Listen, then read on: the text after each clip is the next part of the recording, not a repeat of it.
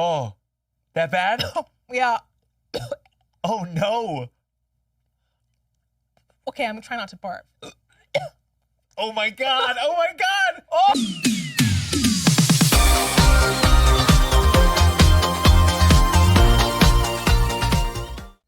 Hey, my baby bees, it's your girl B, and welcome back to B's Celebrity Truth or Dare. Okay, so on this episode, we've got the one and only Gianmarco Soresi. Now, I heard that he was in LA for just one day, and I knew immediately I had to get him into the studio. I did it all for you guys, okay? This episode is amazing, so sit back, relax, grab yourself a snack, and enjoy the show. Gianmarco. Hello. Thank you so much for being here. Happy to be here. Welcome to B's Celebrity Truth or Dare. Thank you. You know what? I noticed that you are a theater kid, just like myself. Mm-hmm. Do you want to do some warm-ups? Well, I already did mine for the day, but sure, we could do more. Okay, we can do more. Yeah, what's your go-to if you gotta speak well, we gotta publicly? Speak. I just kind of start with like a just let loose. I did this the last time with this other guest. His name's Kalen Allen. He's also a theater kid. Yes. Yes. So we did, the episode hasn't come out yet, but we did a whole thing with like animal noises and different like villain characters. I'm not going to get you to do all that today because you get some tough. other exciting There was things. a time I could do the like 1, 2, 3, 4, 5, 6, 7, 8. Then I hit an age and I said I do. There's a rapper named Mac Lethal. And he does it really fast. So I do, I just know the beginning is like, I adamantly attack the alphabet with an anecdotal algorithm made of adamantium, like an Adderall addicted anaconda or an alcoholic or an asshole like A-Rod, no anabolics. And it goes for on and on and on. And I do the whole song. Oh, so that's my warm up. I can't do it as fast as he does. Okay, is he a white rapper by any chance? How could you tell? It's giving white rapper. Tell me why. I think it's very like it's really good. It's very good. It's very good, and it's very analytical. Yes. And very professional and very Adderall. You know, it's very on it. Yeah. It's like giving 9 to 5 and just there at the boardroom meeting and just switched on and on it. You're right on the money, but it's very good for articulation for the stage. So I like to do it I do it once a day probably. Really? Because just, I go on stage at night and that's my like go-to. And you do acting too. So you've been on the audition or did you come into the self-tape side? I started in the in-room where I could walk in and make up for my lack of acting abilities with the warmth that I entered the room. And then I had that moment stolen from me. And now it's just the tape. Yeah. And it's been a low batting average. The tape drives me insane. I had way more luck in the room. Of course. Because then I could just, I don't know, maybe it was just like I don't know what is going on. They're seeing more people with those tapes. They're seeing more people. Because of course, and then they look at your slate, you go, hi, they got, I didn't like it, and they swipe. Next, yeah. And they give you 15 pages. Yeah. I hate it. Oh my God, I don't miss the anxiety, like the pre-audition nerves. Yeah. I remember I would get so nervous. This one time I was auditioning for a pilot. This reminds me, I should drink some water. I was so nervous, my mouth was so dry. The casting director had to stop me and she was like, hey, Bernadette, she's like, we can hear your mouth. It's brutal. Yeah, and I was, say that it was like every sentence was a struggle because my mouth was so sticky. Like she's like, we can hear your mouth from over here. What are you supposed to do about that? Someone was filming me and the director said, when you're listening, your mouth is open. And I'm like, now every scene, I'm just like. You have to keep your mouth closed like the whole time. But it's good to be in person. I booked a big commercial way before COVID, before stand-up comedy. And I just remember the cast director went behind the ad executives while I was auditioning and just went. Oh. And I'm like, she's the reason I got that. So she was trying take it down. Take it down. Which honestly, I could just put that on a sign on my wall. Yeah, just take it for down. all auditions. Just take it down. We want more natural. Yeah. Oh my God. Okay, so another part of your stand-up is you talk a lot about your parents. I do. Okay, so I'm actually almost weirded out how similar our situation is. Tell me. Okay, so child of divorce, not as intense as your situation where it was like, was it 7 days after you were born? Yeah, very. I have no memory of them being together. Yeah. Which I almost think Actually, that might not be as bad because when you feel like you've lost something, that might be worse because my parents were together for like 13 years and then but they were together a little bit before I was born, but they split up when I was 9. Okay. And my dad walked out at that point. But just walked out. No walked out. No like speech. No, not at all. Sure. He pretended I wasn't there. He just left. Brutal. It's so much therapy over here. Therapy. Like one of the first things I had to walk through was like my therapist was like, okay, tell me how it all happened. I'm like, my dad was literally packing up the boxes, pretending I wasn't standing in the living room watching him, and he was like ignoring me as he's going up and down the stairs, moving out. Like that's multiple boxes. Multiple boxes. He was like packing it out. He found someone else. So I'm sorry. Yeah. It's I saw my mom and stepdad get divorced, and I was I think 18 then. Okay. So and my siblings were younger, so I don't know what's the better age, whether it's when but I got to see it from a lot of different vantage points. Mm-hmm. And I would say all my siblings and me were all up in different ways. So it's just a different kind of bad. Do you have any full siblings or just No. I have 4 younger half siblings, so 2 total. And it's a joke. It's I got it now. Yeah. It took a while to hit. I was like, oh yeah, there it is. But no full. I'm the only spawn of the original. Me too. Yeah. Only spawn. Do you have half siblings though? 4 half siblings. 4 half siblings. 3 on my dad's side, 1 on my mom's side. My dad's been married 3 times. Wow. Yeah. Okay, there we go. A lot of similarities. A lot of similarities. Those 3 half siblings, do you have a relationship? Okay, so I got 2 older ones. One on my mom's side, one on my dad's side. That they came before me. Oh, interesting. And so I was close with because I was raised predominantly by my mom, so I was close to my sister on my mom's side. Yes. And the sister on my dad's side was out east in Toronto because I'm Canadian. We're Canadian. Oh, cool. Yeah. So she grew up out there, but she'd come out for the summer and all that, so that was fun. Her mom's Sicilian, so she didn't take any from my dad. So she would call him out, and it was really entertaining. And then I came into the picture, of course, and then my dad left, and he had 2 sons with a different woman. So that's where. So I've got 1 full black sister, 1 full white sister, because my dad's white, my mom's black. Sure. And my dad remarried a Chinese woman, so I've got 2 younger brothers that are half white, half Chinese. Oh my God.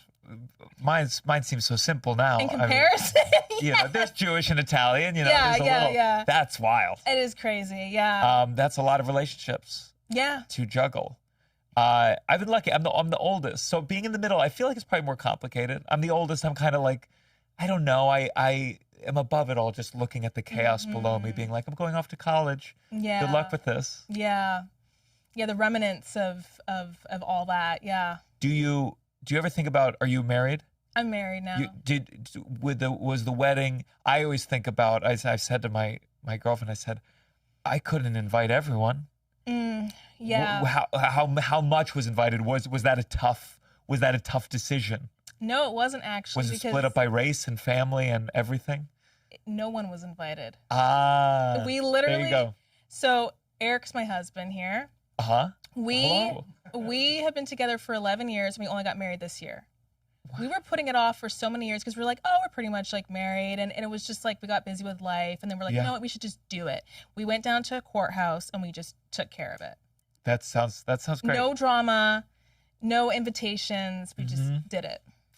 And that's one. No. Did you ever think that you wanted a thing, or were you always like from the time you were young? You're like, I've seen that. It's kind of bullshit. No, I actually did kind of want a thing, and we still want to do a party. We still, because we just moved here and it's kind of been crazy, but we still eventually want to actually have a party and just do the whole celebration. Party is cool, but I hit an age where I went to enough weddings where I realized, part of the reason for this is a family reunion. And I don't have a family that wants to reunite. Yeah. And so I go, that's why I don't have this connection to it. The really good weddings that I've seen, it's like great grandma's there and this is her last day. Yeah. And the babies are there and it's just like a beautiful circle of life generations thing. Yeah. So that's why I wonder. That sounds good to me too. And I always felt sort of sad sometimes whenever I would see people walking down with their dad, and I was like, I'll never have that. Sure. And I was like, he'd be packing his boxes. He'd be packing his boxes instead, So yeah,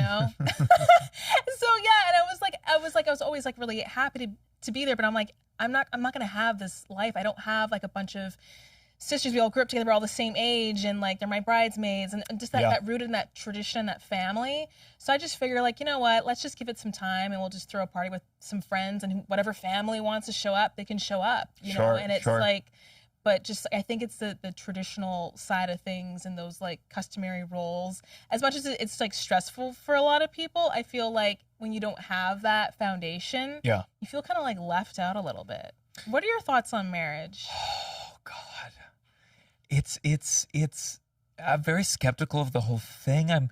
I've just seen how it means so little, but at the same time, I do understand it from, depending on customs and family, how they want that. It feels safe. Yeah. It feels like a safety thing. I think the safety is illusory, as we've seen. People break out of it all the time. And then in a way, my cynical side says marriage is just adding an extra band of security off the volatility of a partnership. Yeah. Where you true. go, but in the cynical, I go, when it's bad, you go, well, we should stick it through because we're married and we made everyone cancel their weekend plans to hang out with us. So we should stay together a little longer. Yeah. But then I see on the other side of it, my girlfriend grew up in a very religious community. And like, I see from that kind of how it's kind of, the promise and the foundation to go, okay, now we can have kids. We both have like made a little bit of a vow, a commitment. Yeah. So I get it. But I still don't love the ties to like religion and the ties to government and paperwork. And I don't know. It's a tough question. It's a tough one. And then I guess you have to think like, okay, just because it didn't work out for our parents doesn't mean that it's not going to work out for us. And really you have to think of it in a way like, okay, that's just like the legal side, the marriage side, but it really is to do with like your relationship with that person. Because some people, they get married and they're like, why didn't anything change? Like, I thought it was going to be different after we get married. It's like, no, it doesn't change when you get married. Yeah. There's a formality, but it's your relationship with that person. So like after like 10 or 11 years, we're like, okay, we have no kids. We're not tied together any other way. We're still together. I think we're good. Like, I think another way I have been thinking about it more is like, because we saw divorce or the deterioration of a family, there's almost this like, you can get married and you might get divorced someday and it's fine. Like, I think there's this thing in my mind of like, oh, you should only get married when you're sure you're not going to get divorced. And because I am a realist, I'm like, well, that's a very real possibility of divorce. And then another part of me goes, well, just because you might get divorced today or someday doesn't mean that you shouldn't get married. It's almost like you're preventing yourself from committing to something because it might not work out exactly in this perfect idealistic way. And in a weird way, it's, I don't think you should necessarily, when the priest says, do you take her to be your wife forever, you go, oh, well, 5-7 years. But like, I sometimes think the like idea that no, when I get married, it has to be till death do I part. It almost is like, well, that's the idealistic thing. Just let it go. Just get married for the moment. Yeah, and you know what? It's one thing I noticed with my parents is that they were not friends. They didn't really like each other. And I didn't know you could be friends with your spouse until I saw my older sister. My older sister on my mom's side is much older than me. Like, she's 26 years older than me. She could literally be my mother. So when I saw her relationship, which is very healthy with her husband, like, they actually were friends. Like, they got along, they laughed at the same jokes. They actually liked being around each other. Whereas my mom and dad were just like two opposite, very different people. But that's my problem with marriage is like the divorce is set up to be so, to create so much animosity, like custody battles. Oh yeah. That's really the part about marriage that rubs me the wrong way, is that we've made it so when you do split up, it does have to be you have to become enemies. And in a way, it's more like, can you figure out your finances? Because for me, at least, my mom and stepdad's divorce was like so based on like financial chaos. My father asked my mom to quit being a lawyer so she could raise me. Yeah. And she did. And then they got divorced. She got remarried and, was no longer a lawyer, certainly not making a lot of money. She became a stay-at-home mom to a certain degree. And then when her and my stepdad got divorced, suddenly he had all the money, he had all the power, and she was kind of helpless in that respect. Wow. And so the divorce became so antagonistic because she had to figure out, I need a certain amount of money. I'm not, just because I want to leave you doesn't mean I want my entire life status to change dramatically. That's not fair. You made all the money. I was home raising the kids. And that's where it becomes so brutal. Yeah. And so I just sometimes think a lot of it has to do with figuring out like equality of finances, even if the income streams are different. It's really complicated. And there's probably so much resentment on your mother's side. Sure. I mean, for resentment that. on both. My stepdad didn't want the divorce. So, he's sitting there, he's going like, fuck you, don't leave. I don't want this to end. Interesting. And she's going, oh, I want to leave. And he's going, well, then go. And she's asking for all this money because it's like, oh my God. Well, also there's a joint account and it's who's going to take the money out of the joint account first. And he did. And then it was a very chaotic day. She picked me up from a voice lesson. And we went home and my stepfather had a wine collection. He has money. And we got there and she found out all the money had been taken out of the joint account. Now, for all I know, she was going to do it the next day. Who knows? Yeah. It was bad times. Yeah. She was in the basement. He was upstairs. Brutal. Uh-huh. And she gets home and she goes, well, fuck, I have no power left. She goes and she gets the wine and box by box, another similarity with your dad, taken these crates of wine to a car to take them away, to use them as essentially poker chips because this was his prized collection. And she asked me, would you help? And I didn't, because in my mind, I was like, this man had been my stepfather for 14 years. I didn't know if this was legal, illegal. I didn't know what the was going on. I basically got home and and my mom wanted to leave and it felt like unfair, but I still felt guilty. She's my mom. But she took 2 carloads of wine, brought him to a friend's house. I'm just upstairs at home. Like, I think I was like on Skype with my girlfriend at the time being like, I don't know what to do. Panic Skyping.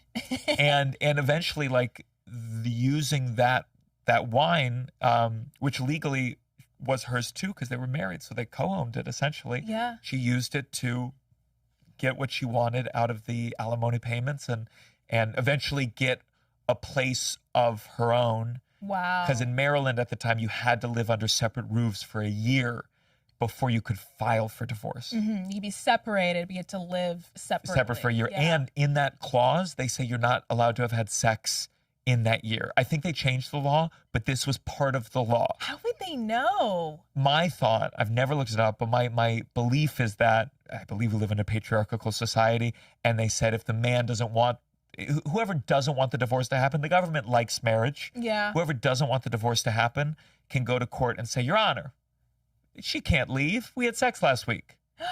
That's my thought. Because you're right. How can they prove? Yeah. But you can claim. That's a little loophole to stay locked in if you You just say we had sex. And then you can't just be like, well, no, because they're not going to believe you at that point. Sure. Okay. That's my thought. It makes sense. Yeah. So it's chaos. And again, it was like the money. If we lived in a world where both of them said, yeah, I guess divorce is okay, could have been a lot better. Could have been a lot better. So who are you closer to, your mom or your dad? So that's my stepdad. I know your stepdad, but just in relation to your definitely my mom now for sure. My dad, though, when I was a kid, he was like a bachelor essentially. So I would go to my mom's with this very strict stepdad, younger siblings. I was just a regular kid. And I go to my dad's and it was like just a dude. A dude who, looking back, like had depression and didn't have friends, but that meant we were staying home, we were eating pizza, we were watching Seinfeld, we were just like, he'd let me stay up, I could watch any movies I wanted. Yeah. And he was like my best bud. Yeah. And then he had my little sister on that side and like started giving her the attention he used to give me. You're like, you little bitch. Yes.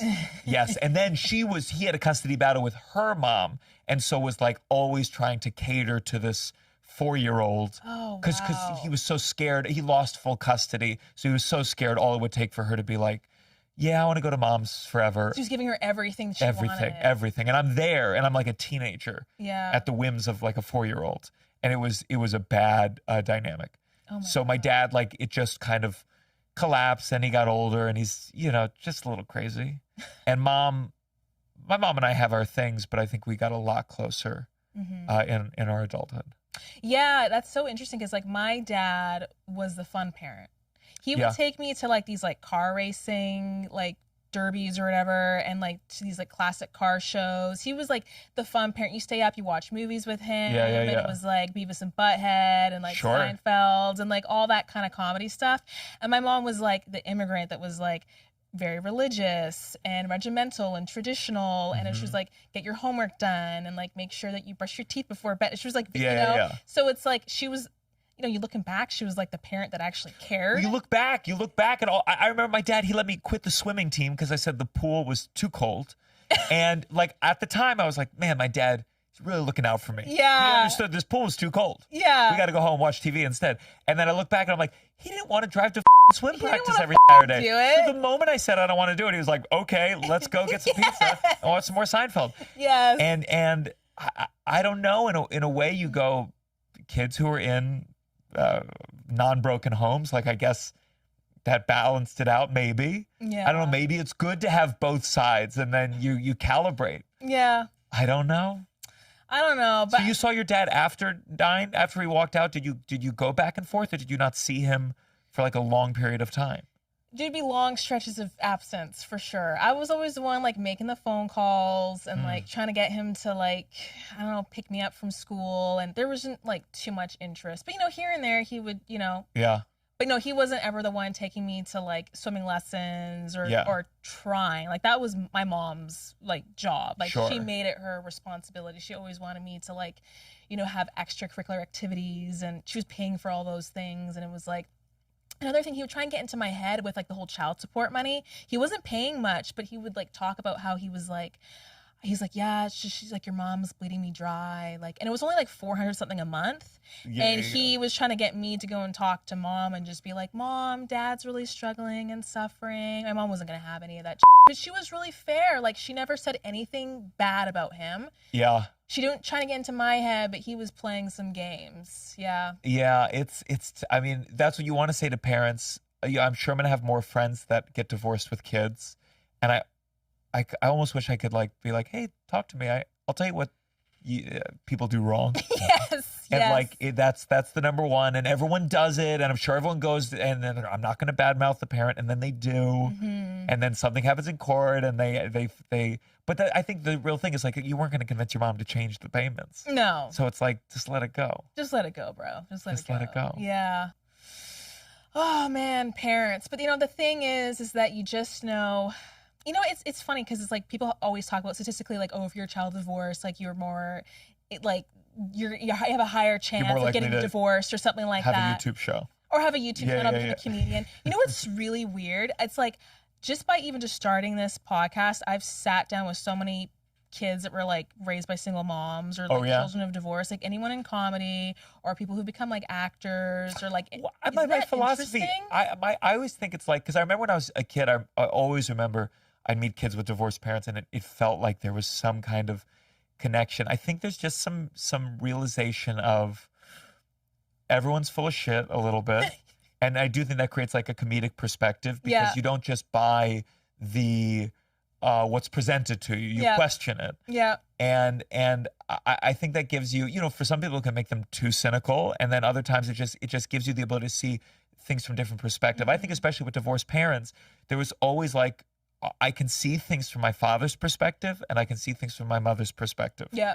And I think some people don't have that until they get older or something goes wrong in college or someone dies or something. But like from a young age, you see like, oh, look how different people can be, and they are justified. And there isn't just the good person and the bad person. And I do think that understanding makes you want to be an artist of some kind, because you want to express the complexity of the feelings as opposed to right and wrong, which is, in my mind, propaganda. Yeah.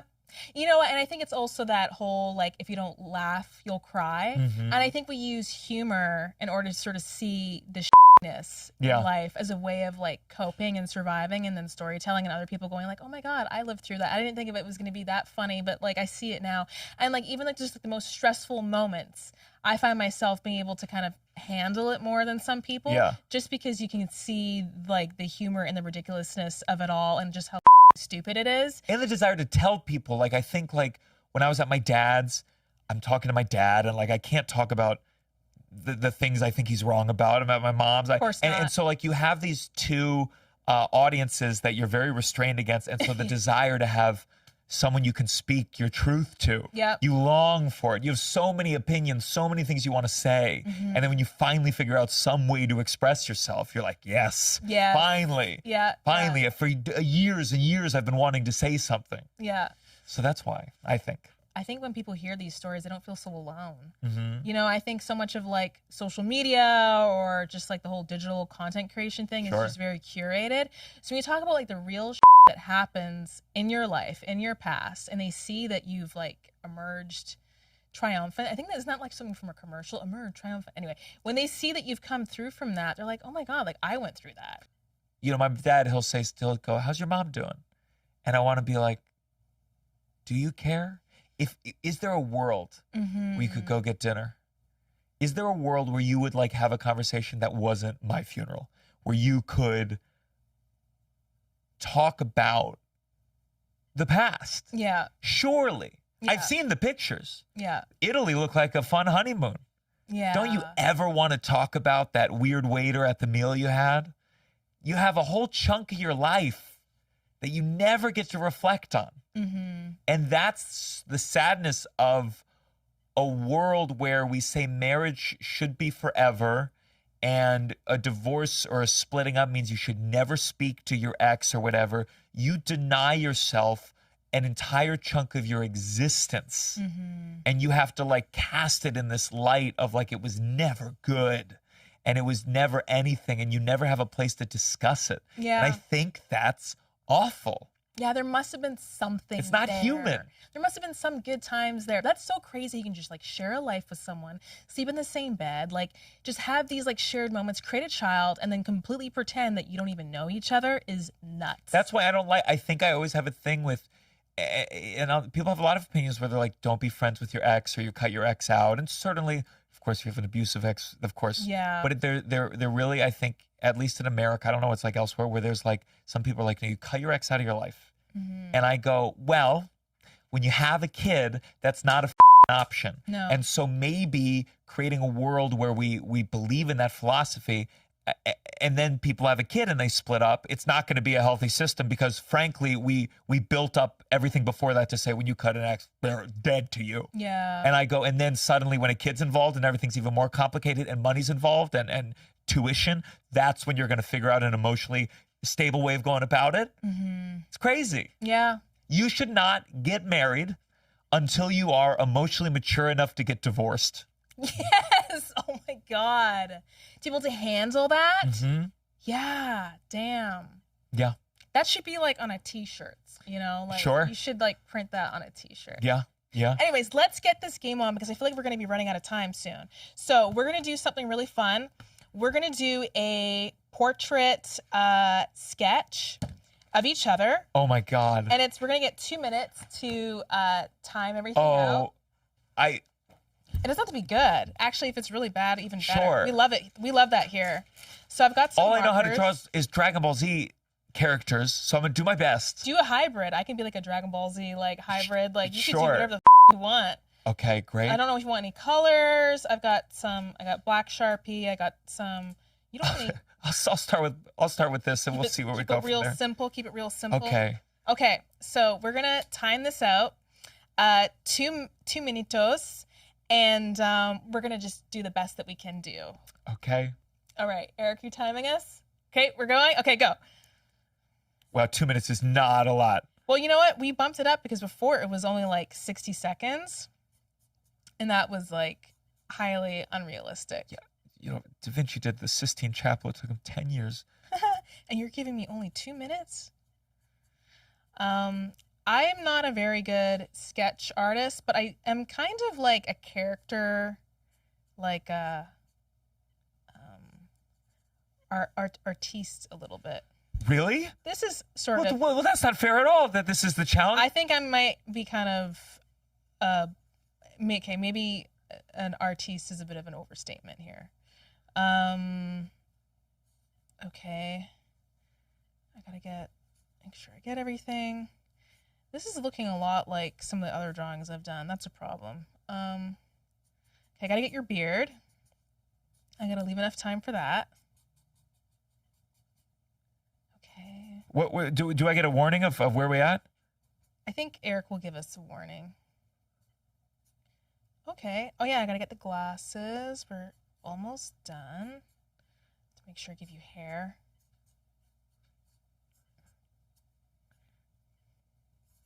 That beautiful Italian hair, those locks.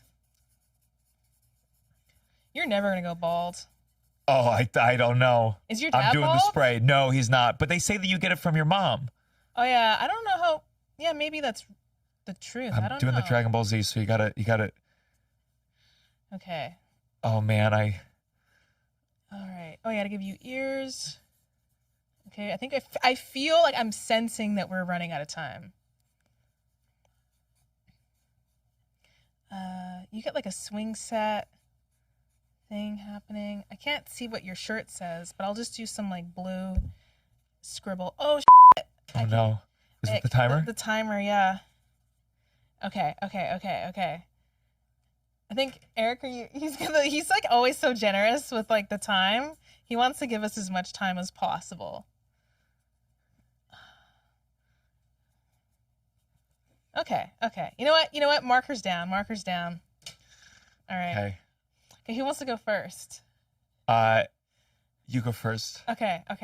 So what we're gonna do is it's actually not that bad. Let me see. Wow, it really feels like you have a style.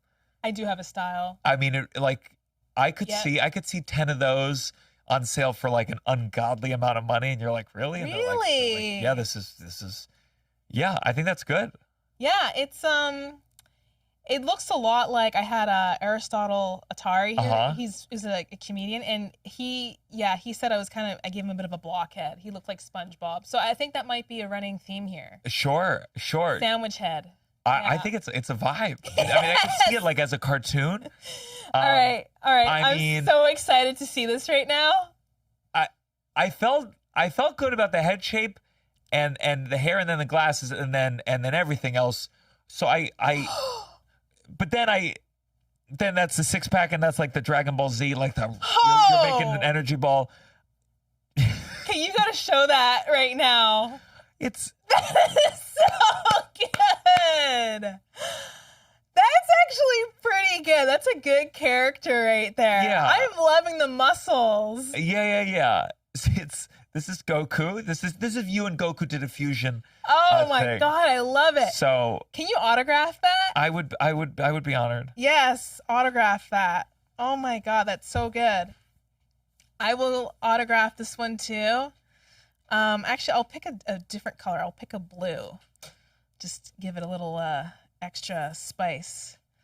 So this is yours. If you want to keep, I don't know if you like drawing, but if you want to scribble, I would love that. No, this is your. I love it. Your book, your little drawing pad. Thank you so much. I love it. Thank you. Thank you. Oh my gosh. Yeah, I have another one in here from a prior episode, and this one is from Kalen Allen. He drew this for me. Oh sure. Yes, I said. It was looking a little tribal, and he's like, tribal? Yes! That's so good. I love that. Thank you. I'm actually impressed with what you were able to get done. You're actually pretty good. Oh, I thank you. Yeah, I love it. That's love very generous. Thank I've you. morphed. I love it. Oh my God. Okay, so we are going to do, we're going to get into the game of Truth or Dare. Sure. We do have some time. But anyways, okay. Before we run out of time, let's just try and get through as much of this as possible. Right. So, Truth or Dare? We did a lot of truth. Let's do a dare. Let's do a dare. Okay. I like the sound of that. Okay. So, I think we should actually start strong and do a gross candy roulette dare. Okay. So I've got some nightmare candy flavors here. I've got ketchup, sour cream, and possum. There's going to be 3 rounds. By the way, ketchup sounds great. Do you like ketchup? Oh, if no one's looking, and even if they are, I'm hungry. What? I'm putting that packet. You're sucking on that ketchup? Oh, I could absolutely. Damn. The salt, the vinegar. Oh. No, I do like ketchup, but it has to be with something. There's no way I could just more ketchup on packets like that. I could absolutely. Unhinged. Oh my God. It's so good. It's so good. Okay, it's not as bad as sucking on mayo. I feel like that's getting into psychopathic territory. Like you're sucking on that cream sauce that's on the go. Like, that's taking it too far. Okay, so we're gonna rock, paper, scissors for the ketchup and sour cream, but the possum one, we're both going to have to muscle through. Great. Okay, so and I'm only gonna do like a one-time thing. There's no 3-round. Like, okay, we have to, So it's like rock, paper, scissors. Ketchup, sour cream, Great. Okay. Rock, paper, scissors, shoot. Is that when we do it? Shoot. Yeah. Okay, great. Yeah. Okay. All right. You ready to go? Yeah, I'm just. You're trying to psychically anticipate what it. Rock, paper, scissors. Oh. See, damn! that's exactly what I said. Oh, No. shoot. Oh, yeah. No, I was saying we go and shoot. I was saying, are we going rock, paper, scissors or rock, paper, scissors, shoot? Just rock, paper, scissors. Great, I'll take it because I won. I was waiting, but I'll. Okay, we'll do your way. No. We have to do this again. Okay. Okay, so we're gonna go your way. Yeah, we're gonna do rock, paper, scissors. Okay, great. Yeah. Sounds good. I never grew up doing the shoot thing. Sure, it's regional. Maybe it's regional. Maybe it's like an East Coast American thing. Mm-hmm. I'm probably wrong about that. But anyways, let's go. Rock, paper, scissors. Oh, I messed it up. Okay. Now we'll do it. On scissors. We're doing it for on scissors. On scissors. Okay. Rock, paper, scissors. Rock, paper, scissors. Rock, paper, scissors. Rock, paper, scissors. Oh! Okay. Okay, so you have to have the ketchup one. Good. Which you don't mind anyway. So here you go. If Archie McPhee wants to sponsor us, I'd be down for that. They do. I gotta tell you, I'm excited. I'm excited for this. This is the one I wanted. I'm gonna suck on that. What is that, like perfection? Like, definitely not the texture I'm used to ketchup being. It's hard ketchup. But yeah, it's not great. Yeah. I wouldn't have these on me. Okay. Yeah. But not a travel candy. Not terrible though. Not terrible. Okay. Okay. Yeah, I heard that these were kind of like we're gonna warm up to that. But I know the possum's going to be deadly. And we're both going to try that. But what does it mean, possum? You've tried the possum, like the animal? Yeah, no, I know the animal. I've never, but it's not like I'm like, oh, yeah, it's this is possum. It's supposed to be like really gamey, like gamey meat. Okay. Yeah, apparently it tastes very like smoky and gamey. I wish I had something for you to like, a little spittle thingy for you to, because like, is there anything for you? I guess you could put it back in the packet, save it for later. That's kind of reminding me of like Napoleon Dynamite. Like, he's got, remember Napoleon Dynamite? There's a girl no, that's not Napoleon Dynamite. That was Ferris Bueller's Day Off. At the end of the episode, not the episode, the movie. Yeah. There was a girl with a gummy bear and the principal's in the school bus. Did you watch Ferris Bueller's Day Off? I did, but what did she do? She was like, I got a gummy bear. Do you want it? It was in my pocket. I have it warm for you. And he was like, yeah, that was like the last scene. After the principal has been at Ferris Bueller's house, trying to break in, and he busts in, and then like the dog tears him to pieces, and then he ends up getting a ride back on the school bus. There was a little girl that he sits with, and it's like the one girl that no one wants to sit with, and she's got a warm, hot gummy bear for him. Oh. So that brought it right back, because now you're kind of saving that for later. I gotta watch that movie again. Yeah, classic. I love Ferris Bueller's Day Off. We're definitely at it. Like, no way Gen Z knows that movie. Oh, they should though. Breaking the fourth wall, like so good. Yeah. But the problem is we don't have, no one watches TV anymore, so there's no oh, this movie's on. What is this? Ferris Bueller Days Off. So they're never gonna see it. Yeah. Culture is dead. Yeah. Well, you know what? Seinfeld, like the Gen Zers, they caught on to Seinfeld. I Yeah. love Seinfeld. That was like, I that's love probably Seinfeld. my That was favorite show growing up. Like, no course. one understood that. Like, anyways, we gotta keep Sure, going. sure. Yeah. All right. Okay, Scissors on scissors. Okay. Rock, paper, scissors. Yes. Oh, okay. That was funny when the last round when we kept on getting the same ones. I was like, what is happening here? Well, they do like competitions, and some people seem to statistically be able to beat the odds, suggesting you can read someone. This smells like a. You smell it. Isn't it smell like a? It smells like a strong sour cream and onion chip. It smells kind of good. Oh, that bad? Yeah. Oh no. Okay, I'm trying not to barf. Oh my god. Oh my god. Oh. Have some water here, quick.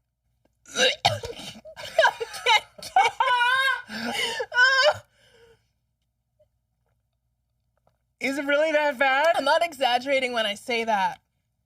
My whole body was like, get that out now. I want to try. Can I try it? We'll ruin the Try it. Go for it. Are you okay with that? It's meant like it feels mental. Like I think I could let myself get ill. But you're In my brain, I'm like, yeah, that taste you don't associate with a hard thing in your mouth. Holy powering through that. Mm-hmm. Listen, I take pride in my ability to do it. My girlfriend was raised kosher, and she's not kosher anymore, but she like can't overcome the difference of textures. Oh, You know, wow. so like she's never had pork. I would kill for her to have pork. Oh, some you know, bacon? she got oysters, no bacon. No bacon. She's never had it. And you know, if I get her to try shrimp, she just like it's like the texture is so off-putting to her. Shrimp is a little strange though. Sure. Yeah. But like I pride myself. My mom asked me, she's making dinner, what do you want to get? And I love to be able to go, Mom, I'll eat whatever. Okay, right now. Now, if I got home and this was on the plate, I'd say, Mom, please, I didn't want this. But, you know. Okay, you're having a full conversation right now with that in your mouth. I can't even believe it. But I can tap like, into it. There's moments where I go like, oh, God. It's like an onion sock. Like a dirty sock soaked in onion, like juice. We're not even going to work, so I can't overcome Okay, that. you know what I'm saying? That is foul. It's like, you just this looks like a perfect mint candy. If you want to like fool someone, you just say, hey, just eat that. Okay, let's do quickly the possum. Yeah, I do want to give this as, where's the other wrapper? Can I put it there? Oh yeah, I just put it on top of this. Who cares? All right. Okay. Rock, paper, scissors. We're gonna do the possum. Oh my God, it's gonna kill me. Okay. Rock, paper, scissors. Actually, why are we doing that? We're both doing the possum. Okay, let's do it. You were about to beat me, so I'm glad we... Okay. Here you go. All right, now, Oh. if you throw up, you have to release this episode. If you throw up and you write me and go, hey, we can't release the episode because I threw up at that one part, I'm going to be bummed. Yeah. So don't throw up. I won't. Actually, you know what? If you throw up, might be really good material. It would go viral, you know. Okay, you have to do a smell test. I did a podcast where I tried a Zyn for the first time, and my skin, A Zyn? the tobacco pouch thing. Oh. And I mean, I got so ill. You could watch it. You get watch the podcast. I got like sickness. Yeah, it was awful because I don't. Like green. Okay. Doesn't. Okay. You can't think of it as possum. You got to put that out of your head. Okay, 3, 2, 1.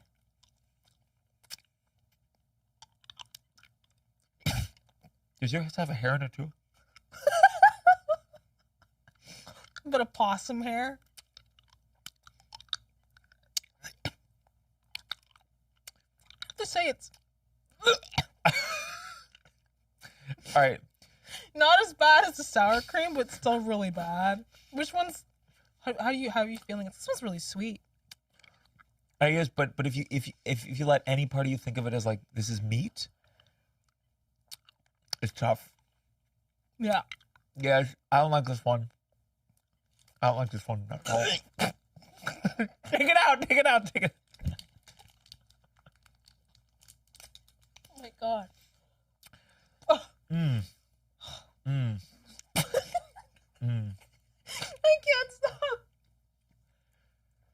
Whew, man. I like these. These are a fun party trick to put these out. Oh my God. Yeah. Absolutely. Those just look like regular mints. That makes me want to give out candy for Halloween. I'm going to link this so that way people can actually order them. Archie McPhee from Amazon. A good Amazon buy. Okay. I don't know how much more time we have, so I want to get us to do another dare before we wrap up Another the episode. Dare. We're going to do a bad Yelp review dare. And you're going to go through and you're going to basically deliver it like a Shakespearean tragedy, big, dramatic, full of theatrical flair. And so you're going to read this horrible Yelp review for this like really shady like motel. Sorry, there's a bit of slime on my phone. Okay. So this is for a hotel. Yeah, really, really bad, shady. I wouldn't even call it a hotel. I would call it a motel. Okay. And you will read this Yelp review out. This is the first time that you're seeing this. Yeah, so you want me to deliver it like a Shakespearean style, because I know you're a theater kid, so Sure. you got it in you somewhere. change the words or just the theatricality? Just the theatricality. Theatricality, okay. Yes. If you enjoy feeling like your life is in immediate peril, then this is the hotel for you. If you like blood stains on your sheets and slashes in your comforter, then don't look any further. How about some roaches and bed bugs to keep you company for the night? If you like getting robbed, being watched, hearing domestic disputes, children screaming, and police sirens, I would highly recommend this hotel. I have never seen or smelled anything as disgusting as this inn. My room smelled like somebody died while smoking a cigarette, and I wouldn't doubt if he was shoved in the couch. I walked in and immediately walked out. I got contact high from just walking up to the building. The manager said the best they could do is send housekeeping to check things out. No refunds! Do yourself a favor and never go here. 1 star. Yes! That was so good. Thank you. I feel like the life has been restored inside of me. That was amazing. I was channeling the hotel I was staying at, the comedy club, this past weekend. Yeah. It wasn't as bad as that one though. There's no way. It was close. It was close. It was close. I would gladly take blood on the mattress for hot water. Oh. 100%. If I had to choose between the two. That's a hard go. Hard go? That's a hard go. But before we wrap up this episode, I have a friendship bracelet for you. Oh my God. I'm welcoming you into B's Friendship Club. Wow. Which one do you like? Do you want rainbow one? Which one suits your fancy? This All right, one? let me look. You get to pick. I do love rainbow. Oh, I have a green one for you too if you want to Let me see green. see which one you like. I think I love rainbows. I love wearing bracelets. I love rainbow, but let's go green. Green, forest green. Yes, forest green. Love it. Thank you. Yes. Thanks for coming out. Oh my I God. had such a good time. Let's quickly just cover your special that's coming out. I have a stand-up comedy special coming out for free on YouTube. It's called Thief of Joy, coming out September 19th. It's going to at 7 p.m. EST. You can watch it live, and it'll be there forever. And that's on your YouTube channel. I'm on YouTube. Yes. And I got a podcast called The Downside, and I tour. I just tour all the time. Come see me all around America, and soon Australia and Canada. I love going to Canada as much as I can. And everywhere. Yay! Love it. Thank you. Thank you. I'm going to take one of these for the road. Little ketchup pack. Don't mind if I do. Hey, my baby bees. Thank you so much for watching this episode of Bees Celebrity Truth or Dare. We had so much fun hanging out with you today. If you had as much fun as we did, please like, comment, subscribe, hit that bell icon so you never have to miss another episode. We've got more fun episodes coming your way. See you in the next one. Does yours have a hair in it too?